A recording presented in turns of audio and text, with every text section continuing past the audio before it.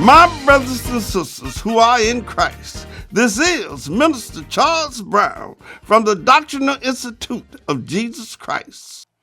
In our last lesson, we spoke on the danger of allowing people to massage our mind without challenging their veracity. Even Jesus Christ allowed the people to choose to govern their own life. And in Malachi, 3rd chapter, 10th verse, it states that God said, "Test me." Even the founding fathers of this great nation piggybacked off the theme of Jesus Christ when they declared that we were endowed with certain inalienable rights. Among them was life, liberty, and the pursuit of happiness.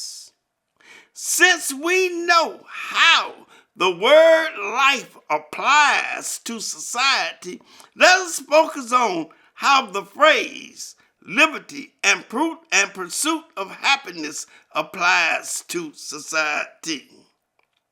Liberty is that freedom we have in society to use for the good of society, that is, guiding society.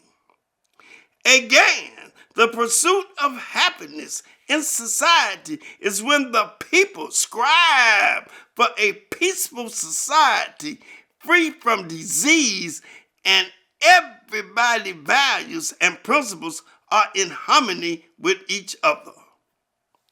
When the state of California Ninth Circuit Court of Appeals overturned Proposition 8, it led the way for the court system and other legislative bodies to enact laws contrary to the people's will.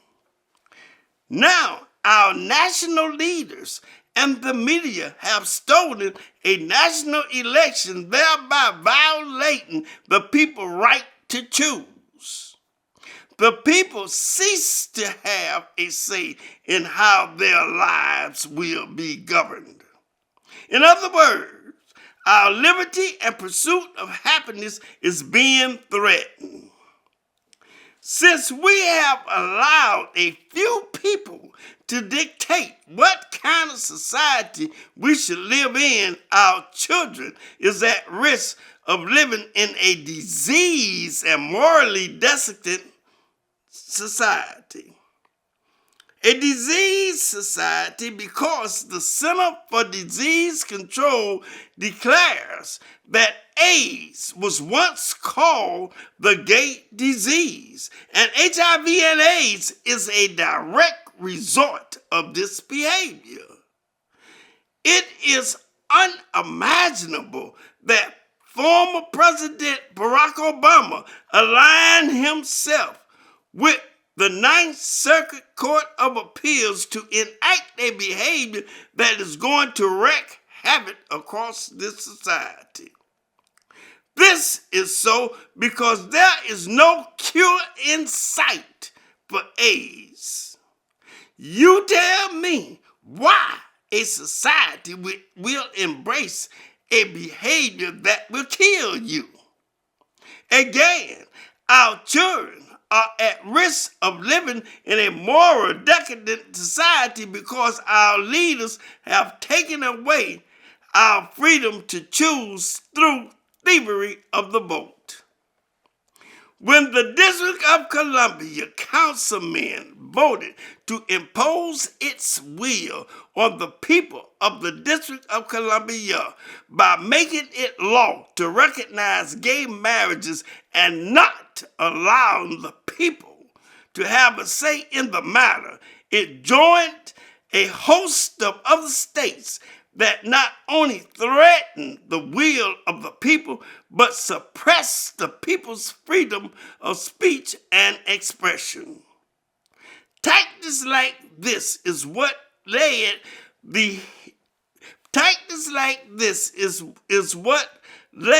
to the hearing we are about to have in the Supreme Court on Proposition 8.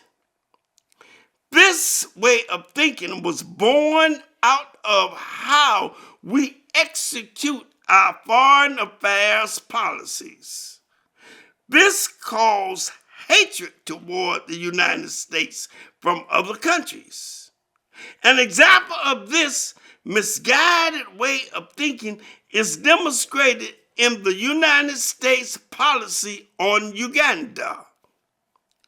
In Uganda, the United States Agency for International Development give assistance to the government of Uganda in areas like health, education, and agriculture, and at the same time, the Center for Disease Control have major programs to fight HIV and AIDS.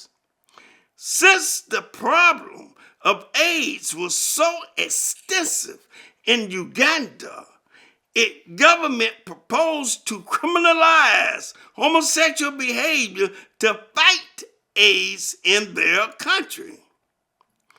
The United States government insisted upon the Uganda government to recognize homosexual behavior or risk losing all assistance the United States Agency for International Development was giving them. But Uganda resisted and took a harsher stance. Therefore, the assistance given to Uganda from the United States was at risk.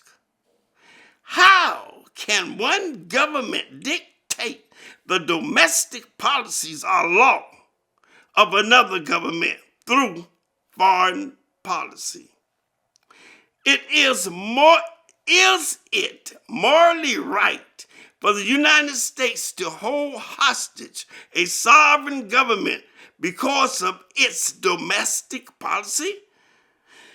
As you can see, the thievery of our national election comes from the direct practices of the United States foreign affairs policies.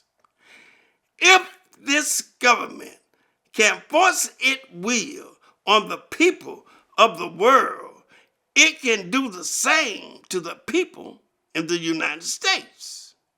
We know this is true because it just happened in the 2020 election. As this government acts contrary to the perfect word, it will cause many people to fall from the perfect word. Once the people began to reason by emotions, they would begin to doubt the perfect word of Jesus Christ. This would cause a lack of faith in the word of Jesus Christ, and thereby causing people to fall away from the doctrine of Jesus Christ. It is not surprising that the brilliancy of Jesus Christ spoke to this point. He said that if it was possible, they shall deceive the very elect.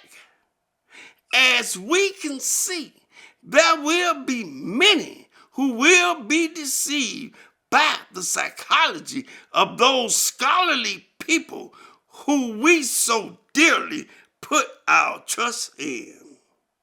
Along with the fact that our failure to pursue knowledge and true wisdom, we set ourselves up to allow people to creep in our sanctuary or congregations with falsities. I thank you for listening, and may God bless you.